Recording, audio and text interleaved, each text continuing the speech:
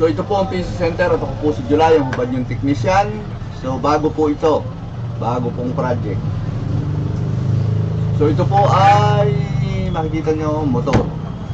Ito po ay BLDC motor.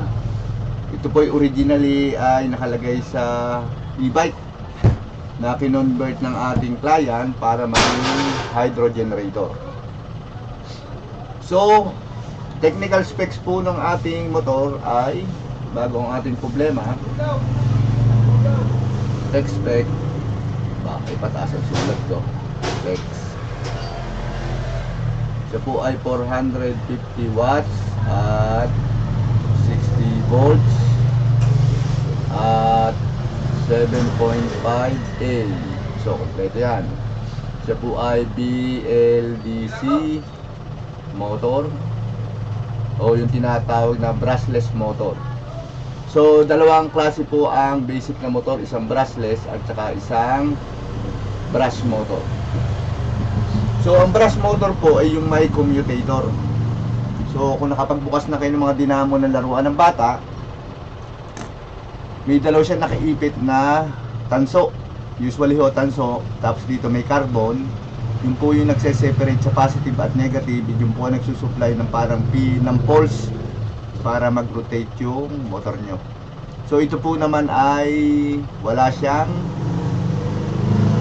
commutator, kaya po siya ay tinawag na brushless motor. So sa patibayan, mas matibay po ang brushless motor kasi hindi nagte-tear down yung kanyang commutator. Ang commutator po, pag na-tear down na, hindi na po iikot yung motor nyo o hindi na iikot na maganda o hindi na magagamit. So, ito po ay isang permanent magnet motor. So, physically, ang model po niya ay itong CY88 FR 60 volts at 450 watts. Yan. Naging problema po niya, kaya dinala ng kliyente natin dito ay nabasa. So yeah, makikita niyo yung water damage niya. Yung pong kanyang ano ay ganun din. So tinester ko po yung motor from end to end. Ito po ay 3-phase using star configuration. So ito po ay gumagamit lang ng tatlong wire, tapos nakabind po yung tatlong end. And then yung tatlong output niya ay magkakahiwalay. So kaya nagkakaroon ng 1, 2, 3. So 3-phase na motor. And then meron po siyang charge controller na PWM. Ito po ay originally ay pang water, pang wind turbine. Yeah. Pero nagagamit po niya ito, ang system niya po ay 24 volts.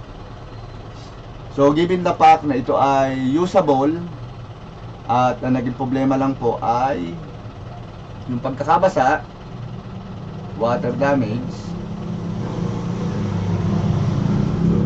Number 1. Ang number 2 pong problema niya ay yung efficiency.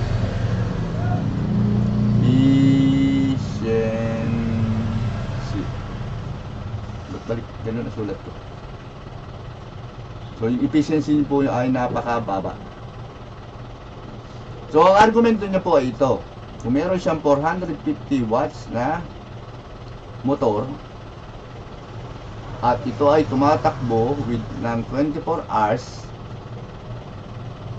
non-stop, so ibig sabihin ay malaki yung power generation niya. So ang generation niya po dapat daw ay yan, watt hour or equivalent to 10.8 kilowatt a day po ito.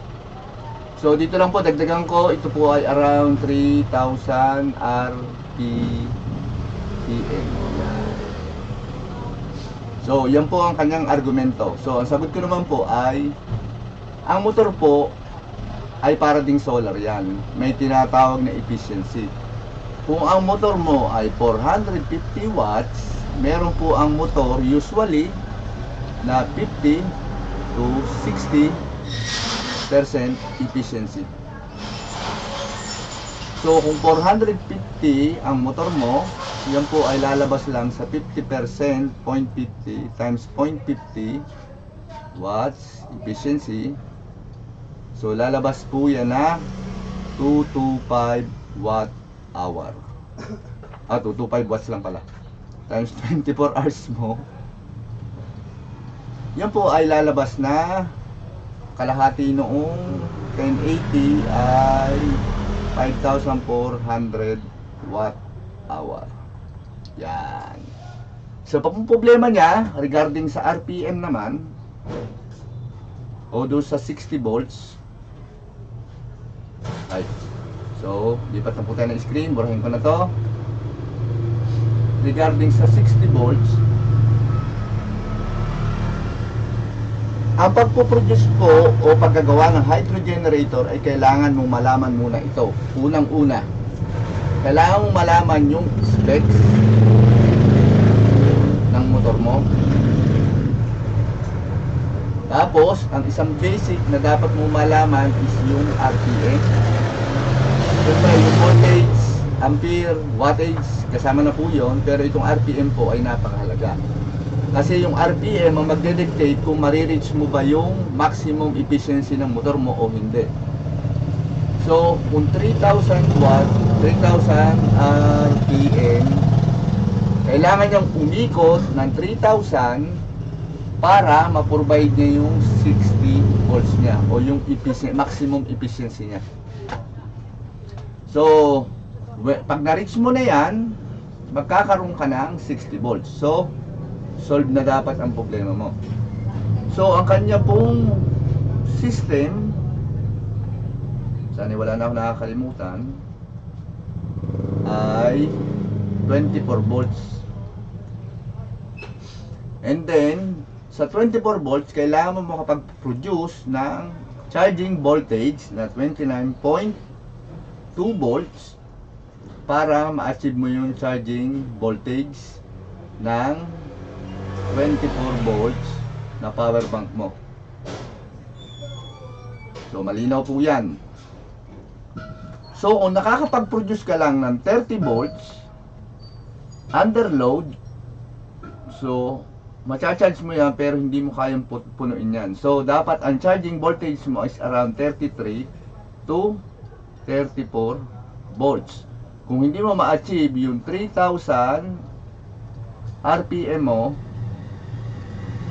wala kang 60 volts na maliwanag. So, pero kung makapag-produce ka ng around 40, sabihin natin nakapag-rotate ka ng 2,000 RPM, so, assuming na 1,000 RPM ay 20 volts. So, pag nakapag-produce ka ng 2,000, ay makakapag-produce ka ng 40 volts. Pero kung ang na-produce mo lang ay 1.4 o 1,400 RPM, ay doubt na maa-achieve mo yung 30 volts na charging voltage. So, malinaw po yan. Then, balik po tayo sa motor. So, nung kinalas ko yung motor, water damage nga po at makikita nyo ulit yung mga mancha. Hindi ko pa po nililinis yan. So, yung mga rust, i-steel brush po natin yan. And then, upon checking, hindi na po maganda yung rotation niya. So, magpapalit po tayo ng bearing. Then, i-check natin yung shaft kung baluktot ba o hindi. Kung baluktot po ay hindi na ito magandang gamitin. So, magpapaturno sa machine shop o magpapalit na tayo ng bagong motor. Pero but wait, there's more. Ito po ang isa sa mahalaga nyong matutunan. Ito po ang sadya ko talaga kaya naglabas tayo ng ganitong video. So anyways, ito nga po pala ay first part ng 3-part video natin ng power generation. Ito po yung sa specification at basic tutorial ng motor. So kung makikita nyo, ito po yung basic na basic lamang. Parang bata po ulit at parang nagtuturo lang tayo ng solar. So makikita nyo dito ay may mga tanso. Yan. Kung bibilangin nyo yung tanso 1, 2, 3, 4, 5 hanggang doon, yan po ay 12. So ibig sabihin, ang ating pong slot ay meron tayong 12 slot. O yung pinagpupulunan o yung iikutan ng coil o noong wire natin. So, sukatin ko po yung sukat ng wire natin kasi ito po ay stranded. Gagamitan po natin ng caliper. So, ito po yung may approximation lang. So, 0.47. So, ito po ay mga around 50 o 48 o 50. So, palagay po natin 0.50 mm squared yung kanyang AWG na wire. So, ano pa ba? Dito naman po sa ating stator, sa rotor pala, meron po siyang 8 magnet. So, 8 magnet.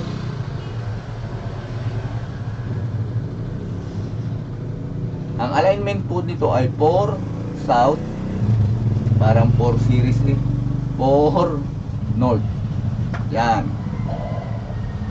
At siya po ay merong medium magnet. Yung magnet. Yung Fe magnet. So, yun po yun. So, siya po naman ay merong 9 strand. Ang butit na banggit dito, 9 strand. Strands ng 0.50 mm squared. So, ang objective po natin dito ay mapababa makuha yung maximum efficiency. So, meron pong isang solusyon. So, ito po yung isang solusyon. Sol 1. So, gagamit po tayo ng, ito po yung using the original o yung stock motor ha, wala tayong babaguhin. Pulley system.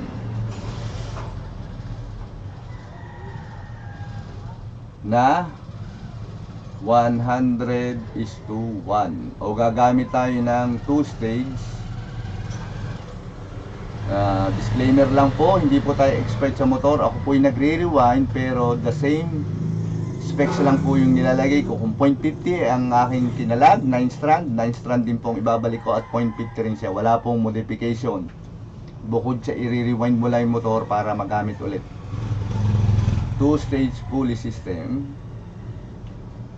Pero dito po sa atin, kaya naging 3-part video ito, ay ito po ang una, yung specification at kung ano yung bumubuo sa motor at kung paano siya tumatakbo. Yun po ang part 1.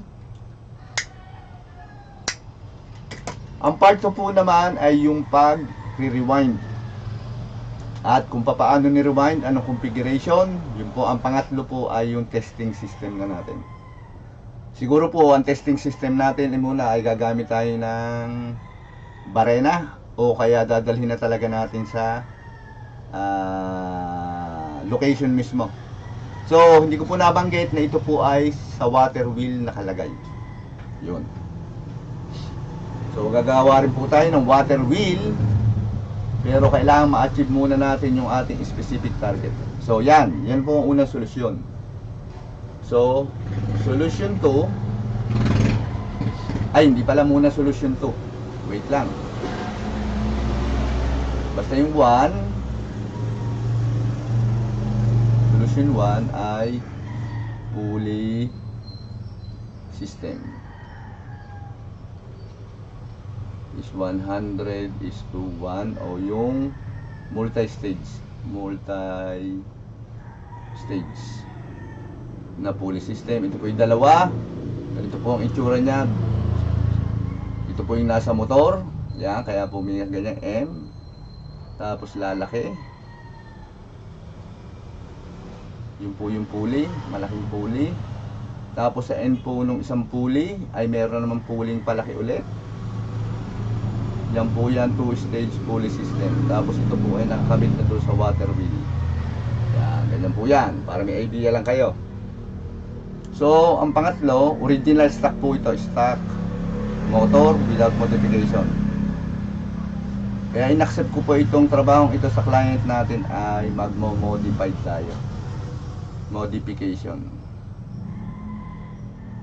So kanina sabi ko, 0.50, 9 strand. 12 poles, 12 slot, 8 poles, o 4 north, 4 south. Tapos star configuration kasi nakabind yung tatlo. Tapos ang lumabas lang ay 1, 2, 3 phase. So outputting 3 wire. So phase 1, phase 2, phase 3. So tinatawag po yan, kaya naging phase. Pahapyawan ko lang kayo. Yan. Yan. Saka yan po yung isa. So 1, 1, 2, 2, 3. Yan po yung pacing na ganun po kasi yan. Bobo lang po ako mag-drawing. Basta ganun po yan. Sa oscilloscope, pag tingin naman yung 3 phase, ganyan po ang labas niyan.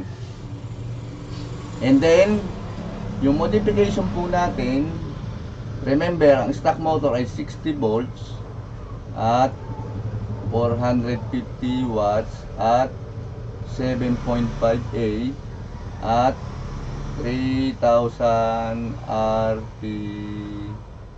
Yun, isulat ko rin ang RPM na mahusay. So, ang target po natin is charging voltage ng 24 volts. Kasi, bakit? Kung magpapalit po siya ng charge controller na MPPT, wala na po tayong problema. Yan. So, palagay ko po, ang gagamitin niya pa rin ay CPWM. Kasi gagastos na siya dito sa pagpapariwind ng motor. Bibili po kami ng bagong magnet wire. So ito po pala yung ginagamit na magnet wire. Yan. Yan. Gagamit lang po tayo ng mas malaki kung 0.50 ito. So 1 mm squared pataas. O 14 o kaya 16 na AWG. Anyways, so sa last video po natin, kung sino yung nakapanood, sinabi ko po sa inyo na pag PWM ang ginamit mo, so 29.2 o sabihin natin 60 volts. So kung ang kailangan natin ay 32 volts lamang o 34 volts, ang masasayang po sa atin ay 26 volts. Magiging init lang po yon. Pero yung amperaheng dala niya, buo pa rin po yun. So, kaya po ang gagamitin natin ay, ang gagawin po pala nating solusyon ay magbababa tayo ng voltahe, kaya magre-rewind tayo at magmamodified, magpapalaki tayo ng wire. So, ganito po yun. Ba't magpapalaki tayo ng wire? Mahalaga po ang wire size sa windings ng motor. So, kung dati ay 60 volts, gagawin po natin siyang around 33 to 34 volts. So kung ito ay gumagamit ng 0.50, dito po ay gagamit tayo ng, let's say, sample lang po ito para may idea kayo, 1 mm. Yan. Ano ba ang AWG size ng 1 mm? Para masabi ko sa inyo kung anong size. Wait lang po. Googles. So 0.50 mm to AWG. Tagal naman. Hello, ganda. By hoy. Matatapos ang vlog. Hoy.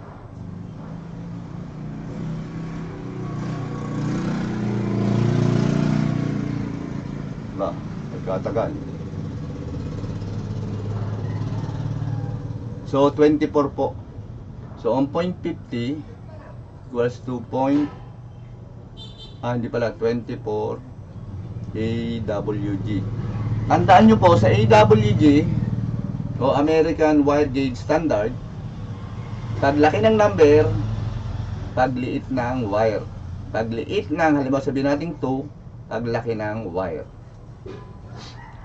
So, kung ang .50 ay 24, ang 1 mm to AWG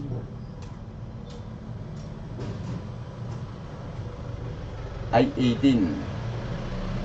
So 18 AWG. So remember, 9 strands. So 9 strand din po. Kaso lang, kung ito sabihin natin ay gumagamit ng 50 turn, yung original po natin na ano, so ito makikita nyo, yan, yung loop nya na pabalik-balik na ganon, yung loop na pabalik-balik ay halimbawa sabihin natin 50 turn doon sa slot ng ating ng ating motor. Gagawin naman po natin ay halimbawa ay 25 turns lamang. So kasi malaki yung ating wire na gagamitin ngayon. Yung kanina kung may 50 turns siya, ito po ay rough calculation lang, hindi pa po ito yung talagang magiging end result natin o yung gagamitin nating standard.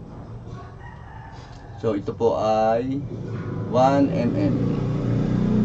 So 18 AWG, kung ito ay 50, gagamit po tayo ng mga 25 turn. Yan. So makikita nyo, lumaki yung wire, umunti yung turn. Kasi hinahabol natin si 450 watts. Kaya hindi tayo pwedeng basta na lang banat ng banat. Sexy ko. So yun po yung magiging solusyon natin, yung modification muna. Ito pong ginagawa natin ngayon ay analyzing kung ano yung gagawin natin. So kung bakit.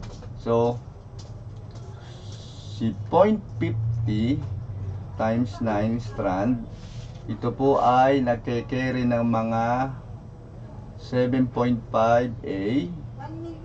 So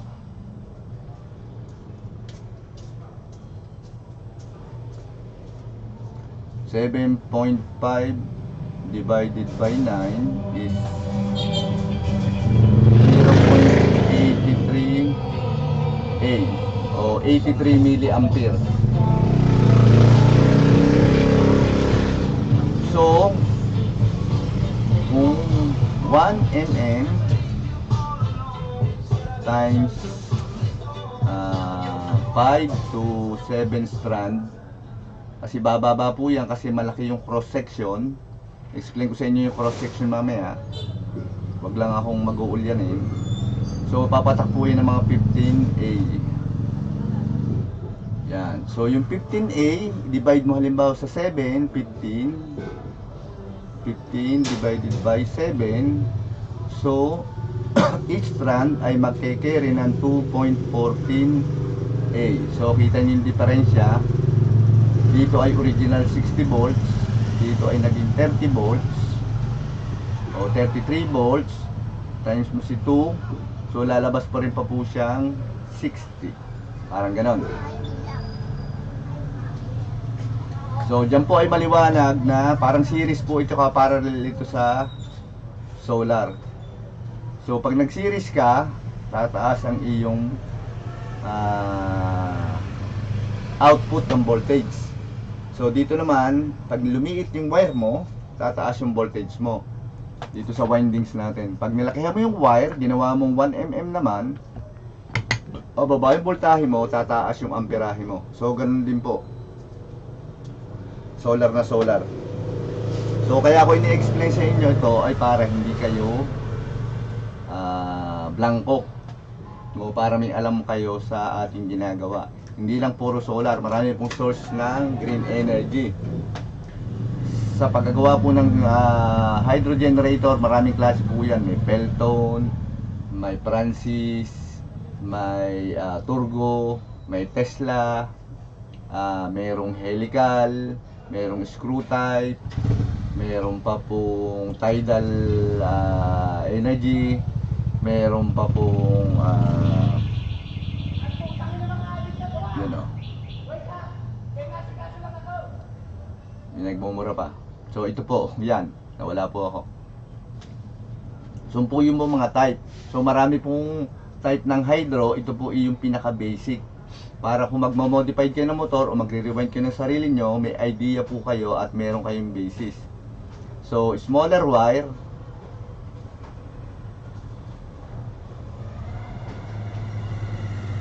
equals high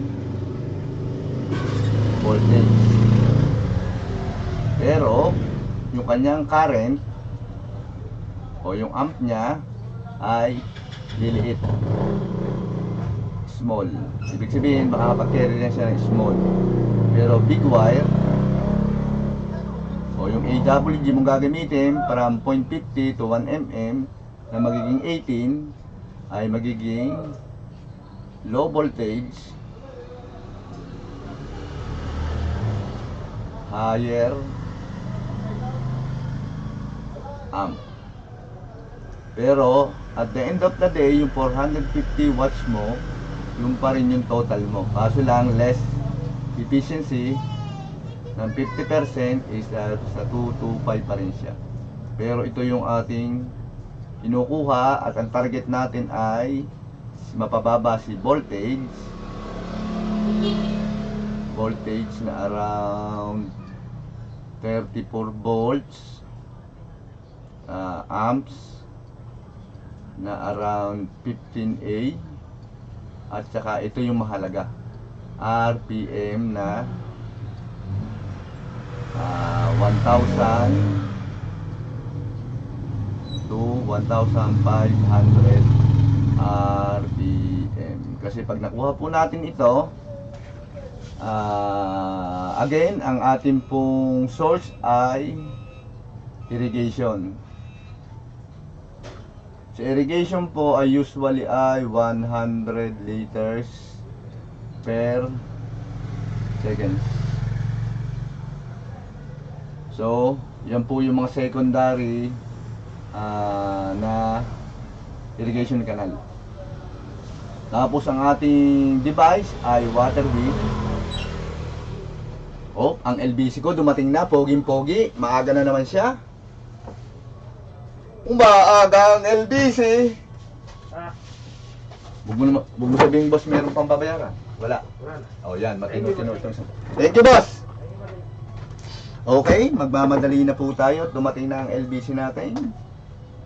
So, nasa naman tayo sa irrigation system ay 100 liters per seconds. Ang ating device ay water wheel na gagamitan natin ng 100:1 ratio ng gear. So, yung multi-stage pulley natin na pinakita ko kanina na thank you! Malaki. And then may maliit doon sa gitna, sa shaft. And then lalaki na naman siya. Yan. And then ito yung water wheel. And then ito yung motor. Yan po yung multi-stage. So hindi po natin, hanggat hindi natin nakukuha si RPM, hindi tayo makaka gawa ng model ng ating gear system o yung pulley system natin. So ang target po natin ay makuha yung wire size na gagamitin para sa modification. So sabihin natin assuming 18 AWG, tapos around kung 50 po yun, gagawin natin mga around 25 to 27 turns kasi 34 volts. And then kung 3,000 ang RPM niya, ang target natin 1,500 to 1,000 na RPM. So ganyan po nagdi-design ng modification. First time ko pong gagawin ito, pero ang principle at ideas ay natakil ko na noong college ako. So ang mahalaga po sa motor, tandaan nyo kung gagawa kayo ng hydro generator o may idea kayong gumawa o nagpaplano rin kayo, sabayan nyo ako o kaya mauna kayo, o pwede rin po kayo magtanong. Yung RPM po ang RPM ng motor ang basis nyo lagi. So, usually mga motor po ng e-bike ay 3,000 RPM. No, napakataas po niyan. Ang hydro po usually ay 300 to 500 RPM. Yan po ang ideal o yung tinatawag nila low RPM motor. So ang atin po ay hindi natin mahahabol ng ganyang kataas at ganyang kababa kasi unang-una ito po ay modified. Hindi po siya design para sa low RPM. Siya po ay high RPM talaga. So kung makikita nyo yung gap ng ating pagpupulunan ng wire o yung paglulupa natin, dyan lang po natin pagkakasyahin ka. Kasi sabihin po natin targetin natin yung 300 o kaya 500 RPM. Hindi na po kakasya yung wire dito. So yun po ang problema natin. Kaya ang solusyon po natin naman doon, para mapababa pa yung RPM natin, gagawa po tayo ng multi-stage pulley system. So ayan po, ito po ang end ng part 1 ng ating how I build my hydro generator. So again, ito po ulit ang PC Center at ako po ulit si July, ang hubad yung technician. So like, share and subscribe po. So sa inyo pong subscribe ay masaya na po ako at malaking tulong na po sa channel natin yon. So ito po yung ating comeback video ng mga tutorial para makapagturo sa inyo ng maayos-ayos at hindi puros kopya lang at pinanood sa ibang YouTube channel and then minodify at puros edit pa. So magandang tanghali po at ako'y Tom Jones na. Paalam na po.